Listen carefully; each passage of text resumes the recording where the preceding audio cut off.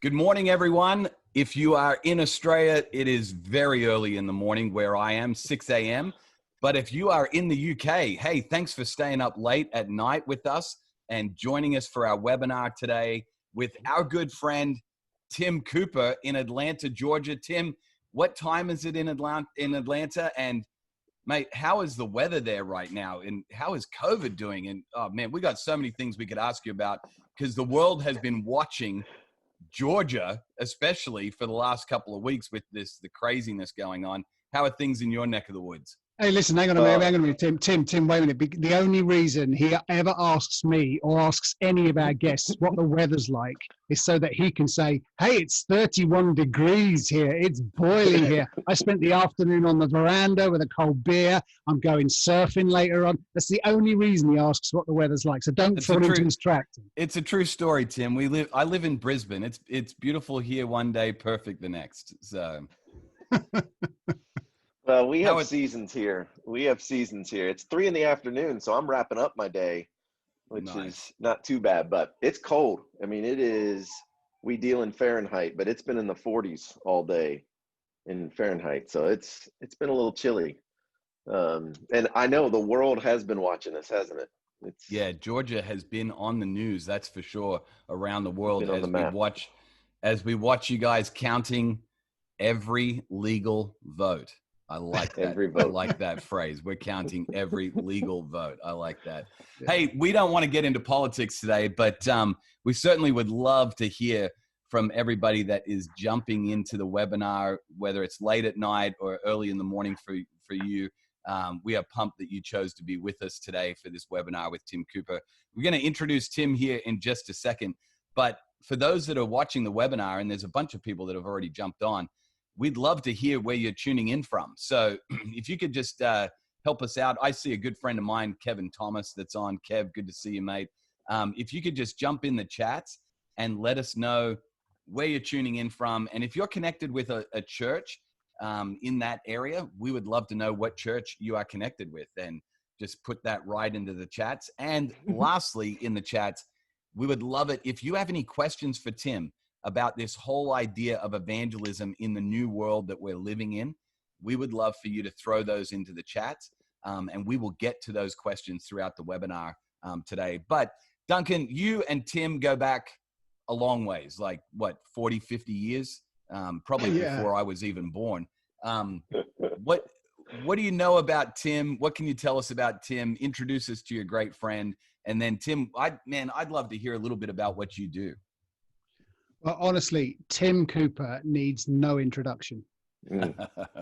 Well, okay, to my family maybe, but yeah. So I met Tim. It must have been 2010, somewhere around there, maybe 2013. Yeah. And I was walking around North Point Community Church, and I wandered into the starting point rooms, which is kind of like the place where they do their version of Alpha in the church. And I was just chatting to somebody I bumped into there, and Tim's head popped out from behind the door, and he went, "Are you guys Brits?" And I said, "Yeah." And then he said, "Do you support Manchester United?" And I thought, here we go. It's just another American that knows one or two Man United, you know. And so as he started to talk to me, I realized he knew more about Man United than Alex Ferguson did. He knew everything. You know, he knew the attendance at the Champions League final. You know, he knew all their names and addresses. He knew absolutely everything about Manchester United. And so we became firm friends around football. So I've stayed with Tim and Suzanne and his kids, his 4 kids, and enjoyed their family and learned so much about what it is to be a leader from Tim. But more than that, honestly, what I've learned most from being around Tim is how to follow Jesus well.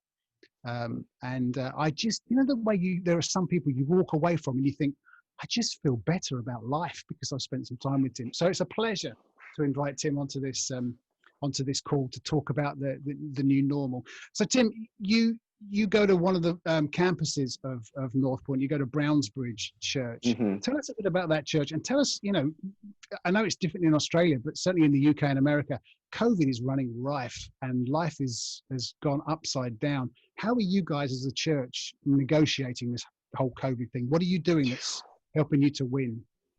Oh, well, thank you guys for having me.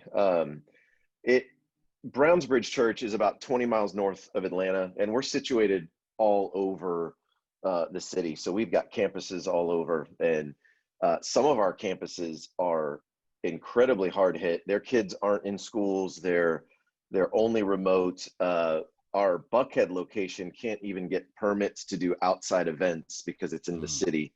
So wow. they're on a very different place. Whereas Brownsbridge, we're the furthest north, and it's our kids are in school. Our kids are able to go. Hospitalizations aren't as high here, and it seems to be, I hate to use the word control, but more under control, or maybe less widespread here. But again, we're one church with about 7 different locations, and trying to do church even in these different parts of our city is completely different at this point. So how we're winning is really varying by team, by church, by location. It's really challenged everything that we do in ways that we obviously were never thought possible. So what are you learning? Because obviously you're not at Brownsbridge. I know you're not meeting as you were on a Sunday morning with the kids and the students. And so what are you learning about doing church when you can't open the doors? Yeah, several months ago, we met as a leadership team and decided, what does it look like to prioritize the next generation? So if people, for the last 20 plus years, if they've been listening to us, they've known we want them in circles more than we want them attending our churches, right? Life change happens in the context of community. So we want them in those circles. So people that listened, people that have taken us up on that, they were set up for a pandemic, believe it or not. We didn't realize it, but if they had gotten into community, they were set up for a pandemic. The people that we didn't have a pandemic plan for initially were the students and the next generation.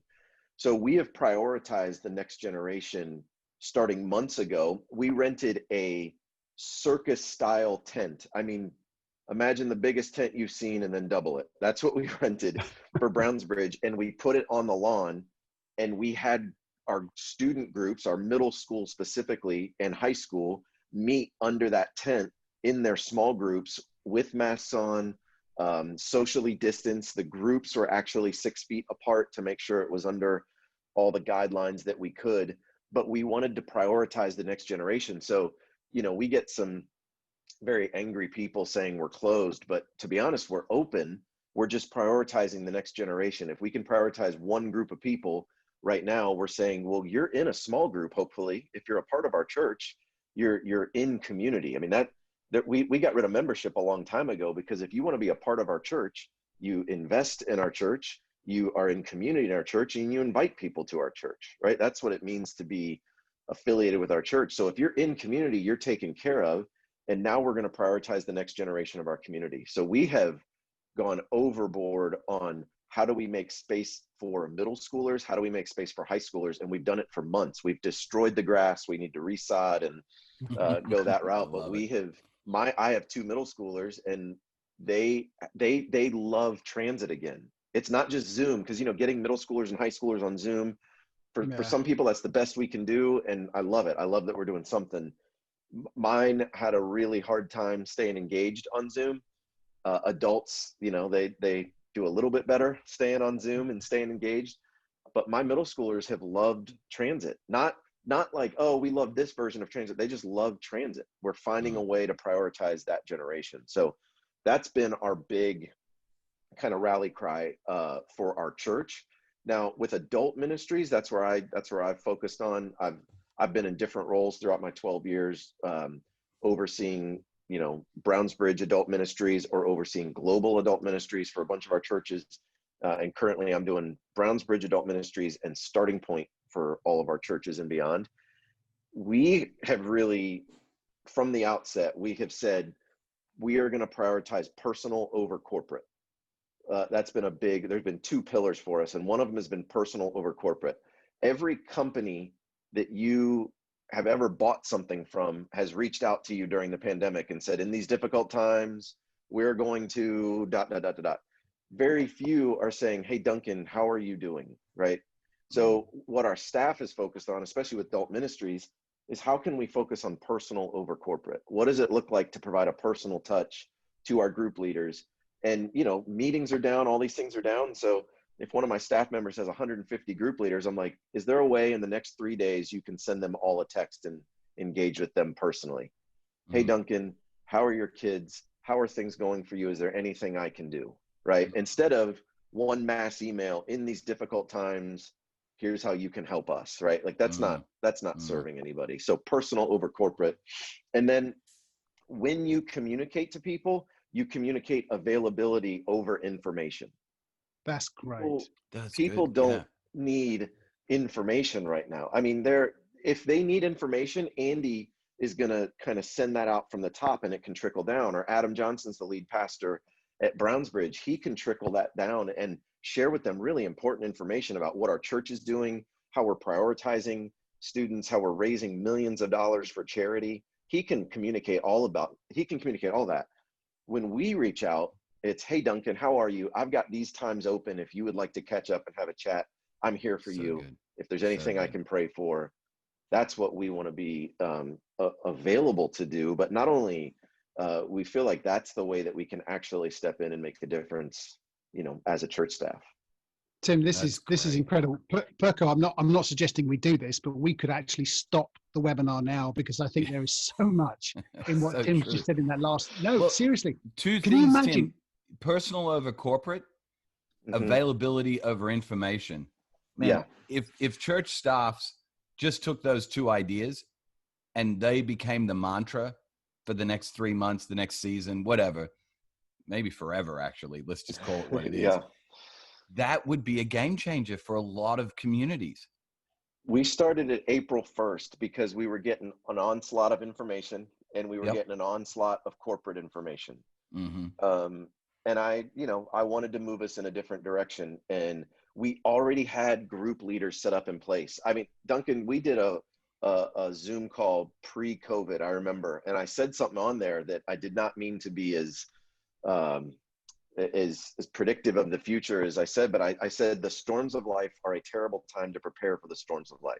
I remember. I said that, and I think it was February. I had no idea what was coming, but it proved to be true. The people that prepared well for life, right, to live life in community, they were set up to go through a pandemic much better, and we already had a relationship with them. So unfortunately, the people in our community that weren't connected with us, that weren't in a small group, that weren't a part of a community, it was really hard to care for them because it was really hard to get a hold of them during this time. So we were able to care for people better that had done the work of preparing their lives well. Yeah. So what are you doing, Tim, to help? And this is going right off script now, but what are you doing to help if small group is the most important thing to keep people standing up, walking well during this pandemic? What are you, the most important people therefore are the pastors of these little groups, the leaders of these little groups. What are you doing to help them, to reach out to them, to keep them sane and strong and focused? Because, you know, they are the make or break of whether this plan that you have to get people into community works or doesn't work. It's a good question, and I'll probably have a better answer when we're looking back than when I do in the middle of it. But honestly, you know, it's kind of funny. I gave those two pillars to my team, the personal over corporate and the availability over information, and instantly my team took it and sent it to the group leaders, right? They were like, oh, I think this would work for the group leaders. Instead of making sure you get through this next study, just say, hey, how can I be praying for you? How can I be available for you? The only thing worse than a pandemic is going through a pandemic alone. And the people in groups are already set up to endure that well. So there's been a little bit of housekeeping stuff, like normally we reimburse childcare. We say, hey, you know, if childcare is one of the big barriers for you getting in a group, we want to help provide money towards that childcare. Well, childcare is not an option, but Zoom licenses became an option. So we started paying for Zoom licenses instead. If we said, hey, if you can't meet out in person, let us train you on how to do Zoom. Let us pay for this. Let us take you, take away that barrier that there could be for that group, and let us get it as easy as possible for you to be available for your group. So we're trying to do anything we can to help them be the pastors that they can be. But honestly, we want leaders to be leaders. So if we had a system that was like, hey, something happens, huddle up and let me tell you how to do it, we wouldn't have leaders, right? They signed up to lead a group. They didn't realize they signed up to lead a group in a pandemic, but they're stepping up to lead. So we were not panicking and giving them a ton of new information. We said, this is what you signed up for. You answered the call to God, not to us. When we ask you to lead, we don't necessarily want a quick yes. We want you to prayerfully consider what it is that God might be doing in and through you. And if you say yes, you're not saying yes to us, right? You're saying yes to God, and you're saying that you think God wants you to step into this, and clearly you're stepping into this for this season. So we are there and available for them, but we also want them to feel the freedom to lead as they know their group best. Yeah, brilliant. Listen, I know Jason's got a bunch of questions to ask you. And listen, if you're listening to this and you're sitting there thinking, oh, I've got 10 or 11 questions to ask Tim, ask them, put them into the chat. We might even get you on. People are already doing it. Somebody asks because we don't have middle schoolers in the UK these days. So they're asking what ages they are. So I've put that in the chat. But yeah, please do ask ask questions of Tim. But Jason mentioned something earlier on when you talked about things like, availability over corporate and all that kind of stuff, over information rather. Perko said, wouldn't that be great if churches were to focus on that, now during the pandemic? And then as a little off phrase, he said, well, maybe if they focused on that into the future as well. And I thought, yeah, that's true. What are you thinking personally as Tim Cooper? And what do you think North Point and Brownsbridge are thinking about future church? Where do you, and there's no real answer to this, but has COVID rewired us all when it comes to church attendance and being part of a church? What do you see the church looking like 2021, 2022 and beyond? If this pandemic has taught me one thing, and it's taught me 100 things, but if it's taught me one thing, my ability to predict the future is not great. So I don't know how many times I was like, hey, we're going to be back in church in 2 months. We're going to be fine. We're going to be, and I'm like, month 40, here we go. So, Tim, when you heard Andy make that announcement, we're not going back until 2021. Tim's like, okay, sorry guys. Don't believe anything I say. Yeah, what do I know? I am on record as having said, we'll be back in the office by May. That's what I said I said it to people. I meant May 2022. They just didn't ask for follow-up. They didn't let me finish. And I'm pretty sure you said to me, Tim, that Man United are going to win the league this season as well. I did, but because of COVID, who knows? Now, because of COVID, who knows? Otherwise, we were fine. We were in a good position.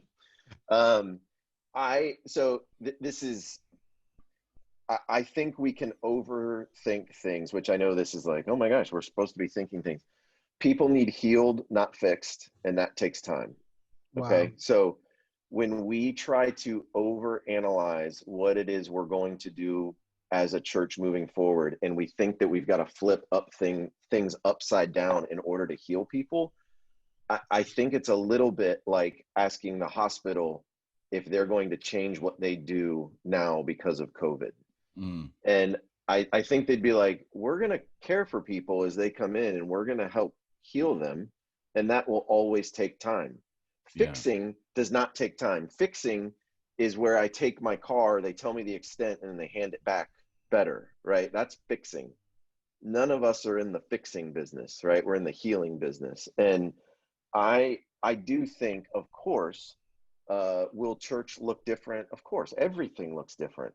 Everything that we thought was, foolproof has been fooled. Like everything that was right side up is upside down. That there are things that are testing our faith in ways that we could not even fathom a few months ago.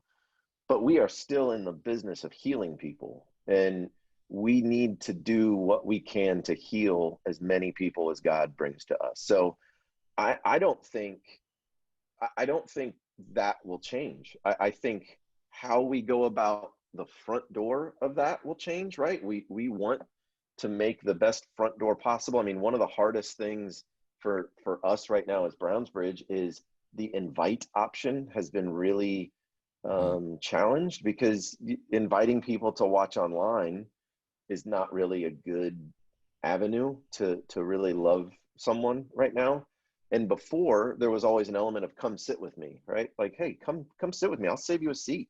You can come sit with me, be with me, do what I do. That's a different thing than come watch this service at my house, or watch this link and maybe we could talk about it. That's a very different feel. So yeah, I don't have a whole lot of, hey, what's church going to look like? Because we don't know post-vaccine what that's going to look like. If I do know, we have all gone to digital church, right? We have all tried digital church for some period of time. And a fully digital model doesn't seem to be the answer, does it? Like, it doesn't seem like people are like, this is good. I'm great. I'm good to go. Now, digital provides the opportunity to do a Zoom between Australia, England, and America, which is amazing. And I'm all for it. But it doesn't feel like it's the end all be all. And trying to heal the people in our community is still something we're really actively trying to do and looking forward to do moving forward. Yeah. Tim, I love a couple of the phrases that you've been sharing with your team, mantras that they've been living by, in a sense. As I'm listening, I'm just reflecting on the fact that, I mean, quite frankly, it's what Jesus did. He was personal over corporate. He was relational over information availability. He was all of those things. He was healing over fixing, and he took his time. Like, you never read once in the Gospels that Jesus ran anywhere. He did a lot of walking. And oftentimes, even in emergency situations where people were already dead or dying, he still walked, and he healed other people along the way as well. He stopped to heal. So I just love the fact that we're actually reflecting the life of Jesus in some of these things. They're not pithy little catchy sayings. Right. They're actually ways for us that are to remember, and it's sticky, and it helps us be more like Jesus. Do you know what I just took Brownsbridge staff through, and it's funny, Duncan, like, we're sitting here like, okay, if you want to focus on something, we as a leadership team sat down and we were like, okay, what do we want to focus on? Do we want to focus on trying to figure out what the future of the church is going to look like? But instead we decided, I took our staff through Soul Keeping by John Ortberg, because if we're going to have something to offer to people, it's going to be out of the health of our soul. And it's going to be out of what we experience in connection with God that we have to offer to other people. And if we don't do that well, we can't do anything else well.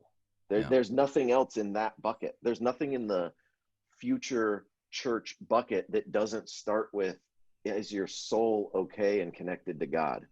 Are you tending to your soul well? And if the answer isn't yes, then there is not another question we need to address. And if we don't remind our staff of that, I did this, and I just taught the residents. We have a residency program through our church, and they're like interns, but they're in seminary. And I asked them, and I asked our staff, hey, who on here was taught to care for their souls well? Just raise your hand, and I'd love to hear what you were taught. And this is full-time staff members. This is residents. I haven't gotten a single person to raise their hand. They don't teach it in seminary, Tim. They don't teach it anywhere. Here's what we were all taught. We were taught how to do our outward lives really well, but our inner lives, we were not given a lot of training on it. And I'm telling you, don't get me started on this stuff, Tim, because Duncan knows this. We'll be here all day on soul care, and which is good. It's so important. We love to take the quotes about soul care and pin them up and post them and tweet them and everything, but applying them to our lives isn't as popular because it isn't as sexy, and it's very slow, right? Ruthlessly eradicate hurry from your life. No one wants to do the ruthless part, right? No. No one wants to be ruthless. It means in traffic. it means I have to get up at the crack of dawn and spend 10, 15, 20 minutes sitting in silence, which is the least practiced practice in Christianity. But it's probably one of the most refreshing and life-giving things you can do for your soul, is just silence and solitude. But it's tough work. It's difficult work. I had somebody recently say to me, soul care is like the Christian version of self-care. And I literally laughed out loud, because I was like, actually, most of the stuff with soul care is hard work. It's not like getting a pedicure. It's like, it's gut-wrenching, hard, deep work, but it's such good work. So Tim, thanks for bringing that up. Well, the hardest thing I've learned recently about myself is how complicit I am to the contamination of my soul on my own, through my own thoughts and actions and everything else, all while hoping God would take things away, or, help me not do this anymore, all while I choose to do this. Instead of tending to my soul well, I actually do more to contaminate my own soul, which is a gut punch and hard to deal with. So yeah, that's where we start with the staff. We've got to transition, but Yes. before we do, because I am passionate about this stuff. So Duncan's going to be like, wait a second, we've completely taken over the webinar and the podcast in a totally different direction. I had this thought, Tim, just literally in the last 24 hours. The North Point model, we've given people what I would refer to as a great rule of life, stealing from Benedict, a great rule of life as it relates to the local church. We'd like you to invest and invite. We'd like you to be in a group. We'd like you to serve on a serving team, and we'd like you to be a percentage giver. It's a great framework. It's a rule of life as it relates to your church. But the question I asked myself was this: have we taught them a great rule of life to care for their soul? What are 4 things? We talk about the 4 things. We've given them that for their relationship with the local church, but what are the 4 things we've given to people that would really help them do the work of tending to their inner life? And I think that's a question that we've got to get to. And I know you guys are getting to it. So I do want to talk about that on the webinar today. Before we get to that, though, I mentioned invest and invite, Tim. And for some people listening to the webinar, they'll be familiar with the concept of this idea of evangelism, this idea of investing in people in your circle of influence, and then inviting them to be a part of something that the church, like you said, come and sit with me or something like that. Right. So here's the thing, and I'm going to give a shameless plug for Tim has a great series called Everyday Evangelism. If you're a partner of one of our networks of churches, you can get all of the information about this series on our partner site. But if you're not, it's also on the Anthology app. So if you're not on the Anthology app on your phone or on the web, you can go and get it. It's Everyday Evangelism with Tim Cooper. It's phenomenal. It's a 3-part series. We actually used it as a message series at the church that I'm a part of recently to talk about evangelism, specifically during this time that we're in. One of the things, Tim, that I find helpful is to give people questions to ask rather than things to do, because the way it plays out in Australia is going to look different in the UK. It's going to look different in Atlanta. But oftentimes the questions that you ask can be universal, and then the practice will come out of that. So when it comes to investing in our neighbors during this season, when it comes to investing in that circle of influence that God has given us at work or wherever, what are some key questions you think that we should be asking personally, but then also that we could give to people that are a part of our church that they could be asking of how to invest best in their circle of influence? It's a great question. And for the last 20 years, we have had the invite option, right? We've had the come sit with me as an option, which we don't have anymore. So we always say invest and invite. And honestly, we do way more inviting than we do investing. Yes. And now it's completely flipped. We've got way more investment opportunities and way less invite opportunities.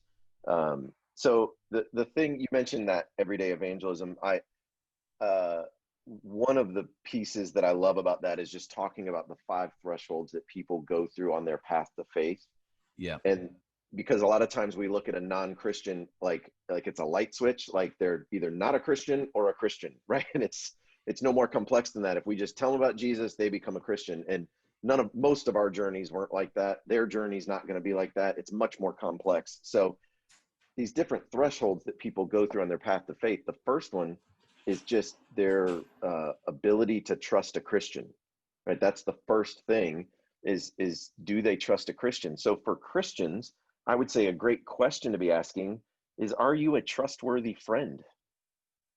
And that seems really simple, but my guess is a lot of people don't have really trustworthy friends that are interested in them, not what they can get from them, but they're just interested in loving them and being available to them.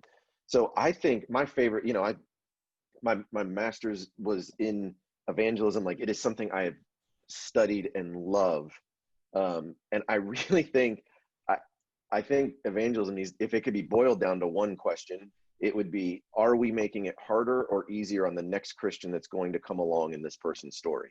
Yeah. Not what have we memorized to share them about Jesus, not how can we share our personal testimony in 30 seconds, nothing like that, but how can we, how are we making it harder or easier on the next Christian that's going to come along in their story? Because chances are you're not the only Christian that this person's going to meet. Hopefully they're going to meet a lot more than just you. And we want to make it as easy as possible and obviously share with them a really positive experience about interacting with a Christian. Because like it or not, Christians make headlines. And at least in America, evangelical is closely associated with Republican. And you're starting at a deficit when you're a Christian. You're not starting at neutral. You're starting at a deficit. And that's not your fault. But being a Christian and starting there, we have to work to build trust. So I think we overcomplicate the evangelism thing instead of just showing up and taking an interest in people. And not to pull the Jesus card, but Jesus did not seem to be hurried about people's salvation, and he did not seem to be, in a sense, trying to make everybody decide something on the spot. Right? He was allowing things to percolate, right? Go ahead and go think about that, right? Go take time, not right now, right? It doesn't have to be right now. So, that's Jesus asked questions all the time. Every time someone asked him a question, rather than give an answer, he often responded with another question. Yeah. So it wasn't like, I'm the guru that's going to show you everything. It was, let's keep the conversation going, which is Two great questions, Tim, that I feel like you gave us in that. You said, how can I be a Christian, or how can I be a friend that this person will begin to trust? Is a great question, for me to think about when I'm thinking about evangelism. How am I being a trustworthy friend to this person? And then the second question I feel like you gave us is, how do I not be a hurdle or a hindrance to the next Christian that this person meets? And so what can I be doing that would not, create a hurdle or a hindrance? I think it's fantastic. You go ahead. Sorry. One of the things that I have been convicted by, because I am a recovering get in your face evangelist. I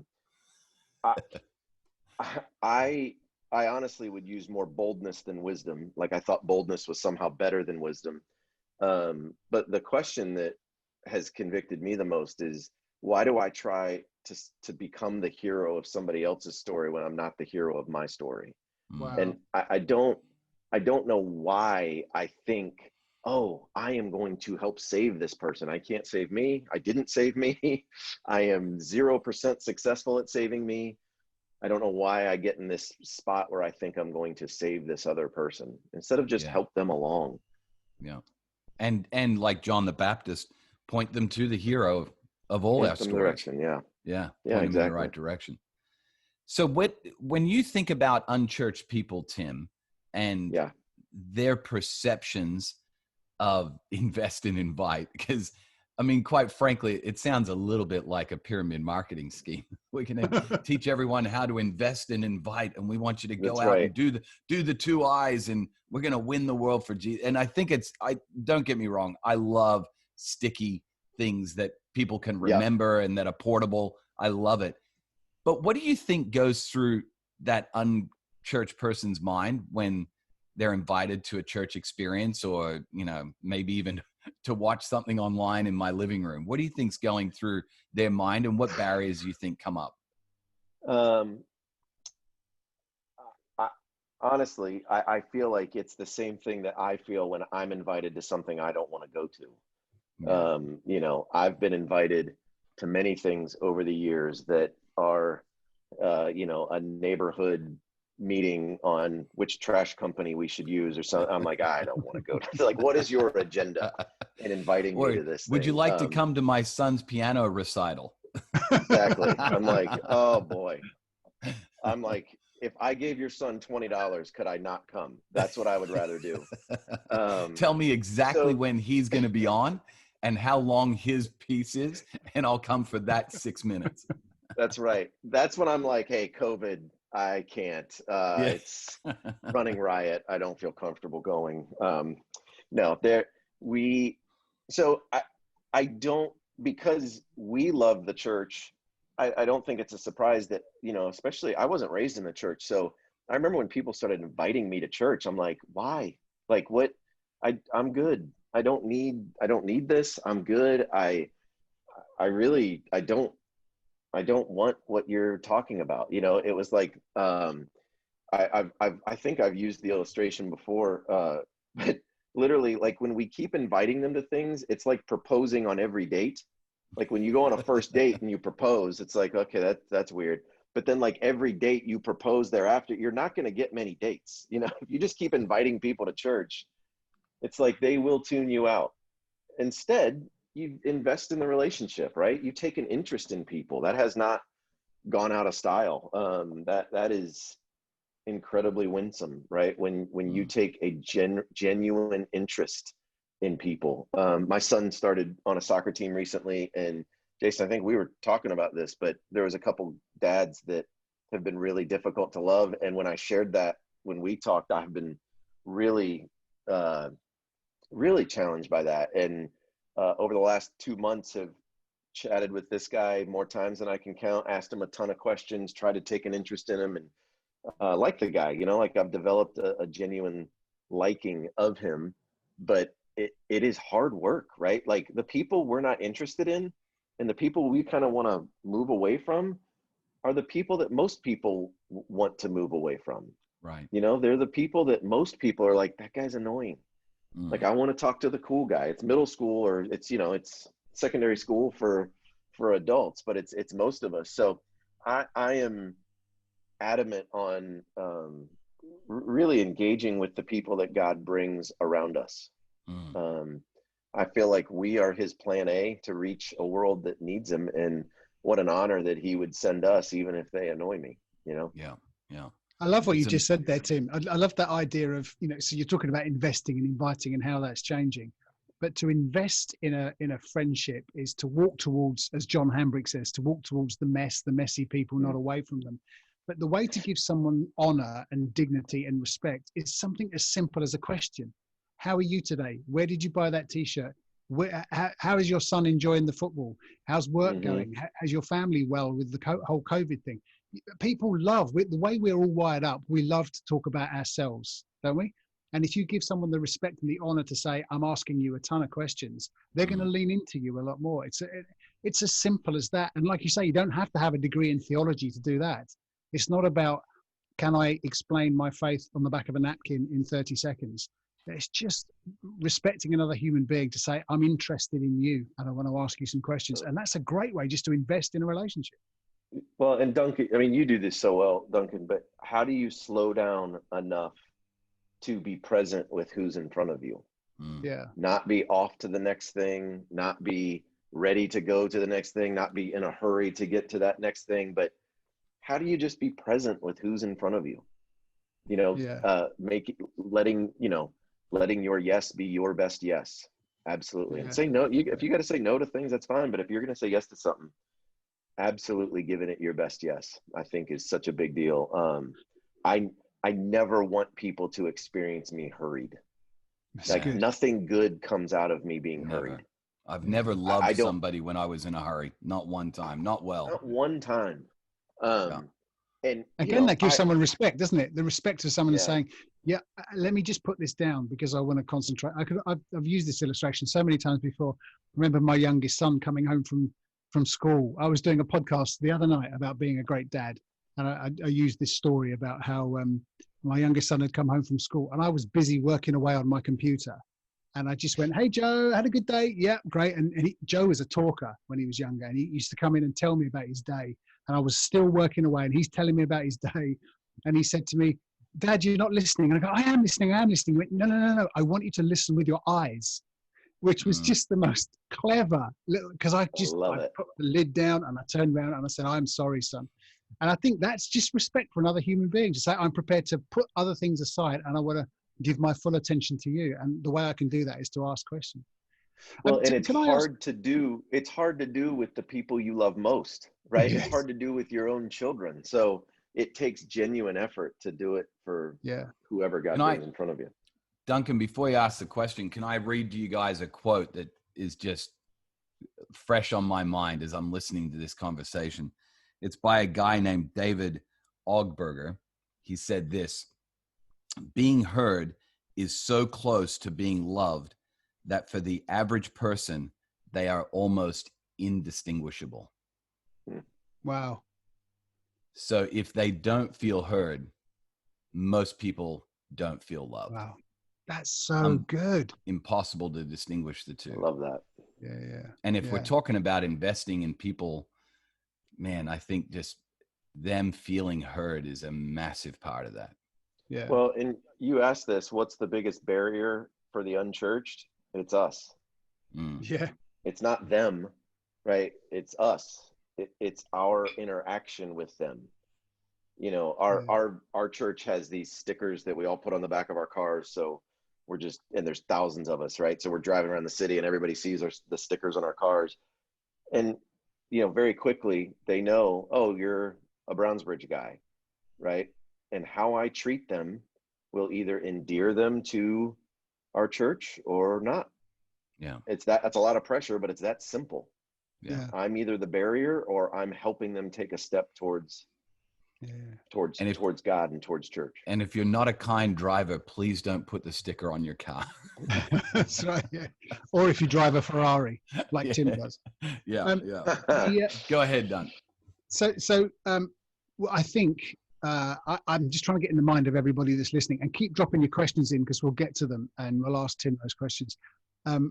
I think if I'm in the mind of everyone that's listening and they're like me, I'm beginning to feel a little challenged, if I'm honest, about the kind of friend I am to my unchurched friends and the kind of time I'm giving to my unchurched friends.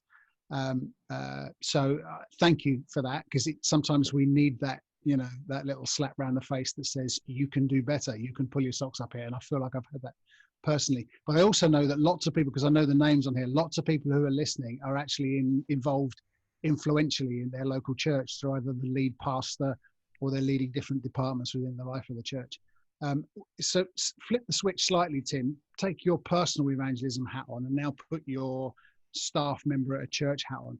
What can the church do to help people in inviting their friends, in investing in relationships, in, you know, if I was part of your church, what can you do to help me to reach my unchurched friends? And I'm thinking specifically, you know, in the next 3 weeks, 2-3 weeks, we're going to be inviting everybody to whatever's going on at Christmas, be it in person, in the parking lot, on the lawn, online, wherever it might be. You know, what can we do as the established church to help our people get better at this? And sort of, you know, how do we give them an easy invite? How do we clear the decks and enable them? Do you know what I'm trying to say? Right. Well, my first reaction is 2020 is not the year of easy. So I don't know if there's an easy invite, you know, around any corner for us right now. Because we want, again, and I don't mean to go back to this, but inviting them was a step towards healing, right? In the past, we could invite them to sit with us at the church, and what God can and would do through a Sunday service would be a step towards healing for them. Now that is very limited, right? There is a very limited opportunity. So we're doing, I mean, we're very limited on what we can do in terms of a church event. So we're going to do a Christmas drive-through experience. We are heavily family.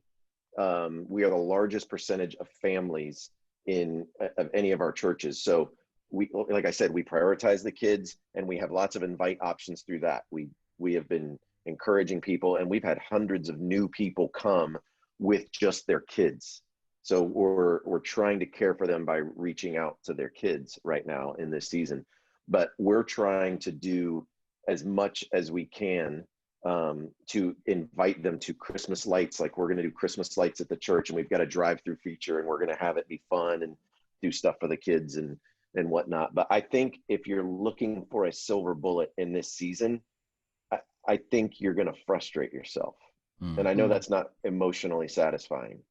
But you have been given an opportunity to slow down in some sense. I know some people are working more, so I know not everybody is like, oh, slow down, that's nice. But in a sense, without Sunday coming one after another, we've been given a chance to kind of really think through what our approach is and how we care for our volunteers. So I feel more confident about our connection to group leaders now than I ever have. And those group leaders' connections to the people in groups, I feel as good as I've ever felt about it. So in terms of invite option, you know, we always have a closed group mentality. We have, just because we try to create a predictable environment, and you don't want to, you know, get up all the nerve and be like, tonight's the night I'm going to pray in group for the first time. And then somebody invited their neighbor, and you're like, I'm not praying tonight, you know?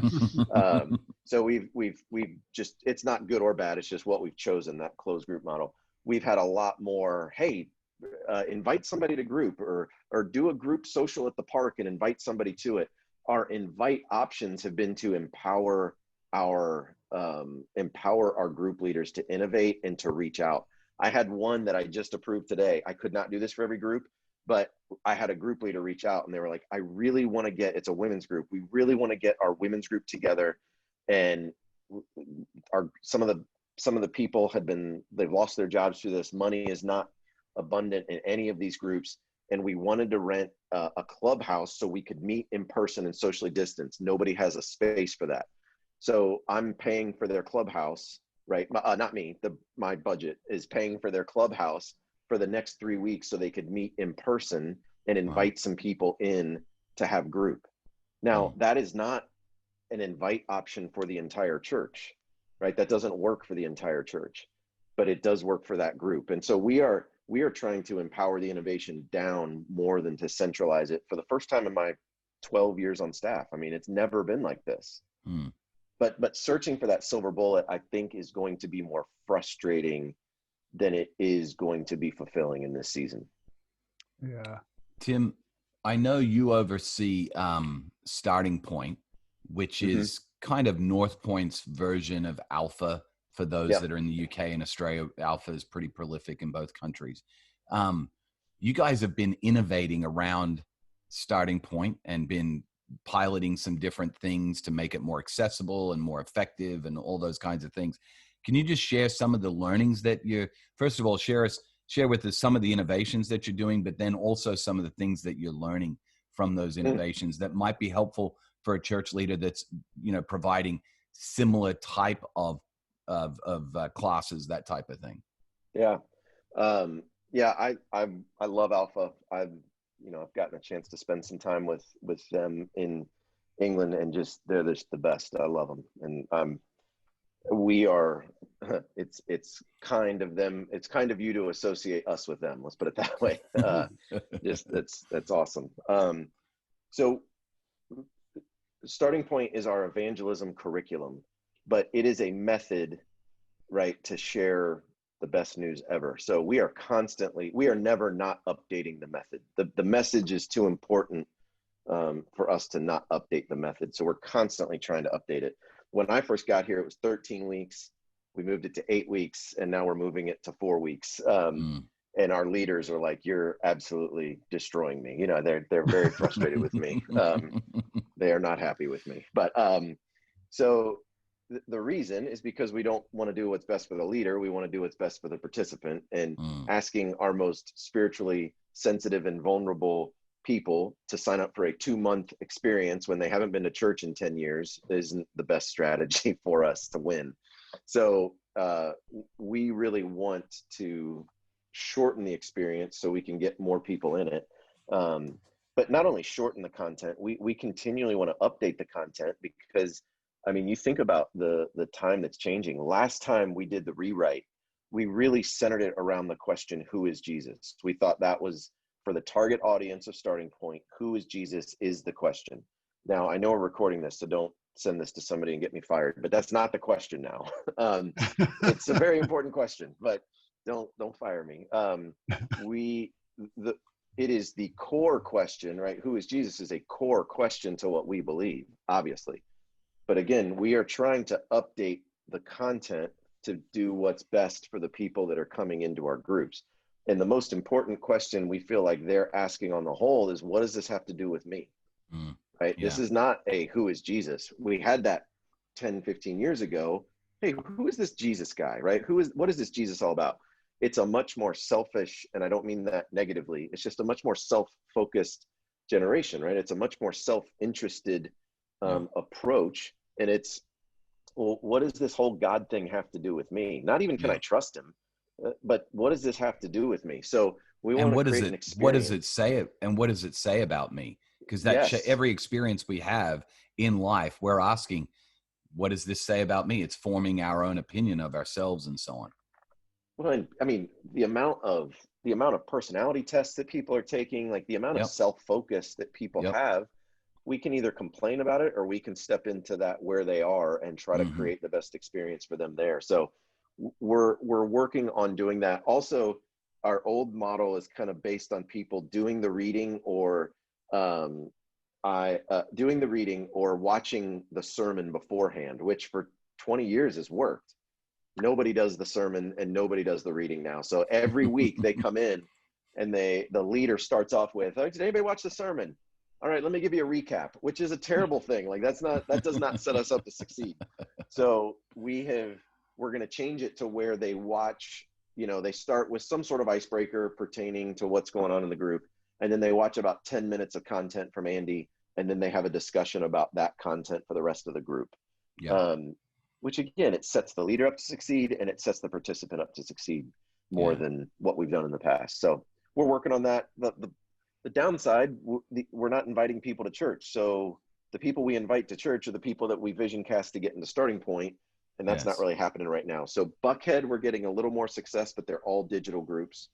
Brownsbridge, we just finished. We had one group and we just finished it. And honestly, I have no idea how we found them. But we did. So it is interesting how it's getting shorter, 13 weeks down to 8 weeks, down to 4 weeks. I can imagine in a few years' time it will just be 10 minutes at the back of the church. You got 5 minutes. Jesus loves you. I know. Bye. Back to a track. I know. See ya. No, right. And the goal, I have to tell the leaders this, the goal after the 4 weeks is for them to continue. I can't say that on the front end. And that's the big question, Tim. Even in the chats right now, Pam had the question of, what does the pathway look like post Starting Point or Alpha? Because you want them to continue in what? Well, I want people to be healed. So the best way that we offer people to be healed is through community.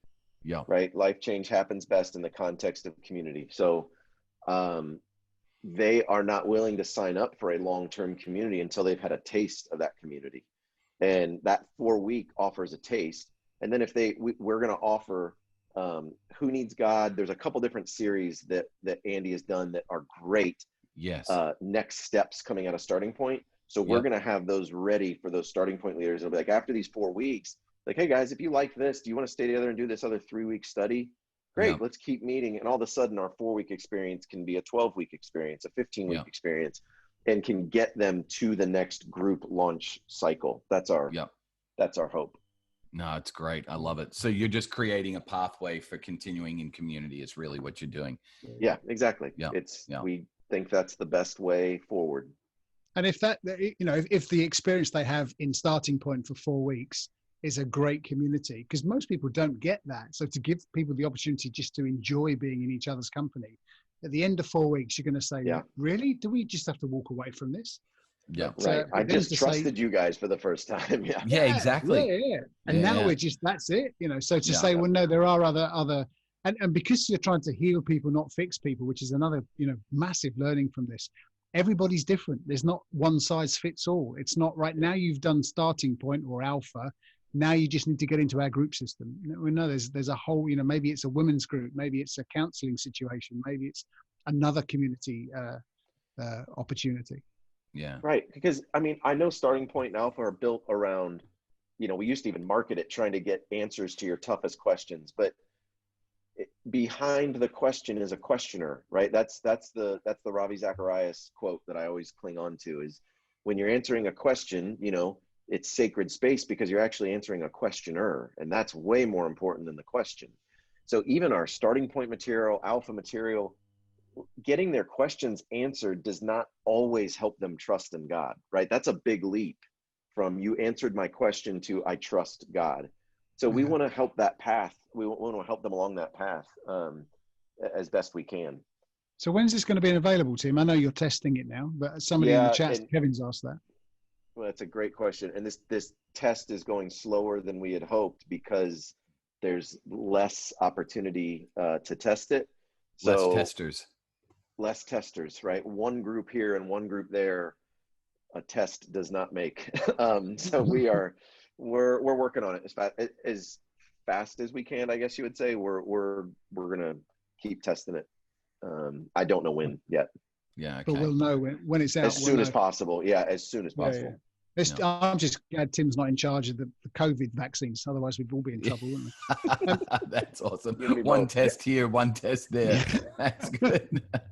Jason, we've got about 3 or 4 minutes left. I know. We're almost to the top of the hour. Yeah. We are. It feels like 5 minutes, and there is so much here: availability over information and personal over corporate. Just so good. I just wonder, for the last couple of minutes, there's some questions jumping in here, but the last couple of minutes, Tim is involved at a strategic level with the church, looking at the issue of what spiritual disciplines, what discipleship looks like, what spiritual growth looks like in this brand new COVID world of ours. I wonder whether it'd be great just to, for a couple of minutes, dip into Tim's head and, what kind of questions are you asking about what that looks like? And before you answer that question, Tim, just want you to know there are a couple of people who are willing to be international testers of the 4-week Starting Point. So honestly, if you guys wanted to give it a shot in Australia or the UK or whatever with one church and just see how it goes, pilot it, there are people that would love to be a part of that. So we can connect. Well, let's talk about that for sure. Yeah, because I would love that. But the spiritual formation question, Duncan, I have more questions than answers at this point. And my biggest question is how you answer the question, how much does the church need to provide? How much does the church need to provide someone? Do they need to be a buffet where they can get a little bit of everything? Or do we need to be specialists on this spiritual journey? How you answer that question is going to dictate a lot of what you decide to do. I don't have a ton of confidence around my answer to that question yet. What I have been doing and what we're trying at Brownsbridge is to be specialists around one area, which is pretty much a couple areas. Really, we want to become specialists around community. And the reason we want to become specialists around community is we think it's the best way to get the most out of most people. They are still going to need counselors, right? They're still going to need pastors, right? They're still going to need pastoring. They're still need to learn the spiritual disciplines. They're still going to need hands-on spiritual formation. But when you take we're going to try to provide everything approach, you take this one audience and you parse and you split them up so many times, over and over and over again, and you just get a lot of environments that are not attended really well, right? That's been my experience. I'm not saying that's the case. But that's exactly our experience as well. Yeah. So right now we have some churches that are trying more steps along the way with more specific advice that allows people to have more education around spiritual formation. I hope they are wildly successful. And I mean that. Like, I hope they dominate so much that we need to force ourselves, like, hey, tell us what you do and we have to do it. Brownsbridge has been given the freedom, and I'm so grateful that they're giving us the freedom to try these different things. We have decided to simplify instead of, we have innovated around simplifying more than we have innovated around new ideas.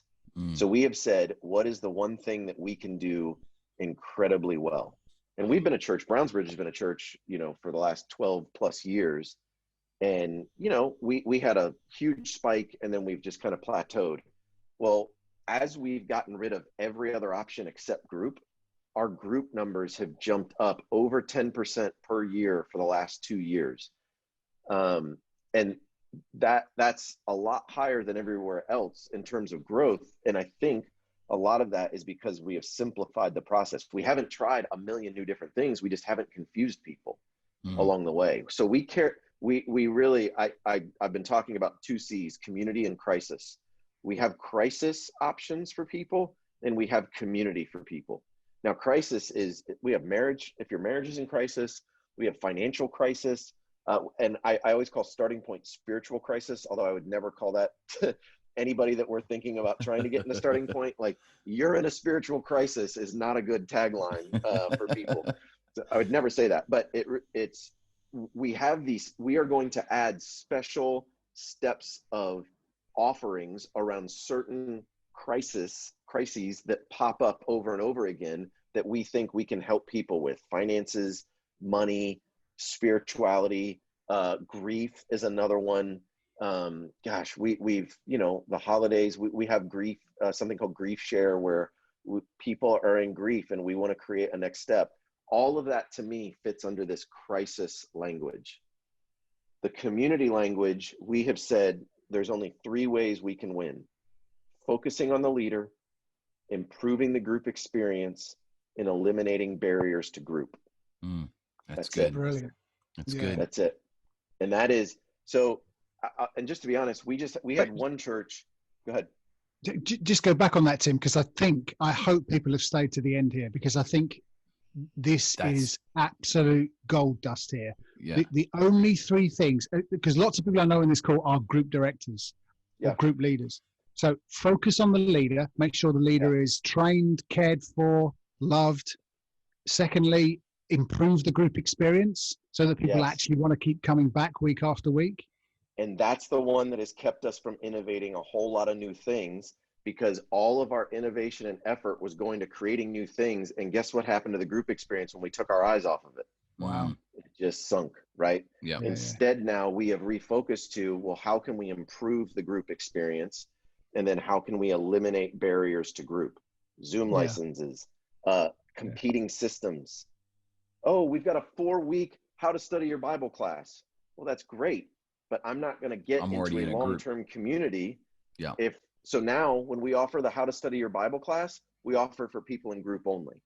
Yeah. Okay. Because it improves the group experience and it doesn't eliminate a barrier to group, and it helps focus on the leader. It supports the leader. Exactly. Yeah. So you're doing those 3 things. Just to underline that for our particular churches that are very different to your churches. For some of us, you know, it's a struggle to find great content and great material to improve the great experience. But I put it in the chat about 20 minutes ago, the web address of Anthology that you talked about, Jason. And it's incredible for groups. It's free, and it's curriculum that could last you for 10 weeks, for 6 weeks, or for 3 weeks, or just a one-off. And it's free to everyone. It's free. It's full of discussion questions. It's app-based. So you can watch it on your phone or you can stream it to a TV. It's incredible amounts of content that every group leader needs to be aware of, because it just suddenly the group content becomes world class. You know, none of us could get Andy Stanley to come to our group but you can with anthology. And so I would definitely push people to help them develop their group experience. I'd push them to look at anthology.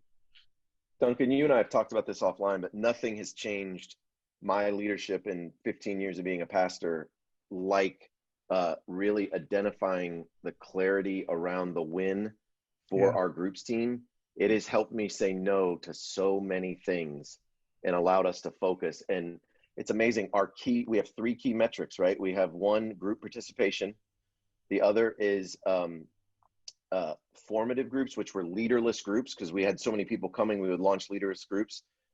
And the other is the back door on groups. It's kind of what we call it, like how many people are leaving group, right? All 3 of those are key metrics. All 3 of those have gone in the most positive direction over the last 2 years since we started focusing on this. Our group involvement is up. People are leaving groups less, meaning they're getting in another group after their group ends. And we have almost no leaderless groups. That's so good. So good. Wow. Yeah, I think as at the end of the podcast, Perko, I think this is just gold dust. If we went away as lead pastors or as group directors and we thought, what can we do to focus on the leader so that they feel connected and attached? What can we do to improve the experience so that it's so sticky that people say, really? 2 hours? Is it over? I want to come back next week. And what do we do to remove the barriers? Because often, I had a friend of mine that's just joined a church, and she said to me, I got there and I filled the form in online and I got a call back saying, sorry, there are no spaces in our groups right now. And that was it. You think, oh man alive, it's how do we just take away all the barriers so that it makes it very easy? I think that's brilliant. I really do. Yeah.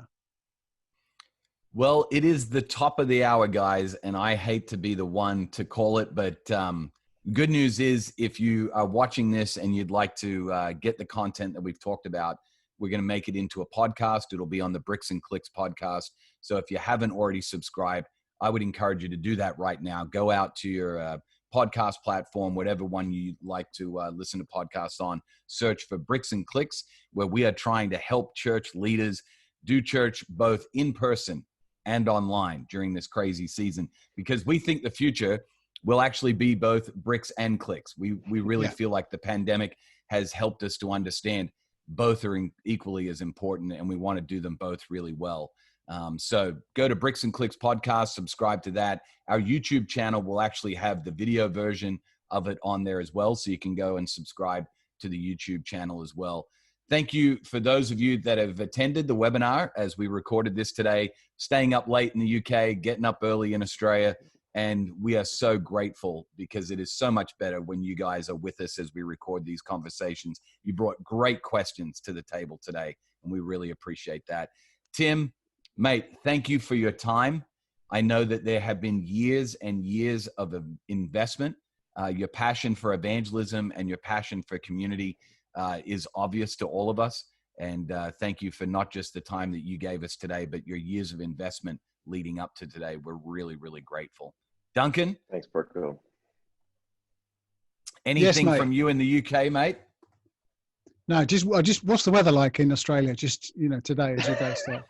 I'm literally, I'm grabbing my board and I'm going surfing after this because it's high tide is coming quickly, so I have to get out there fast. So honestly, it's like an episode of Home and Away in your house, isn't it? It's basically Home and Away every day here, mate.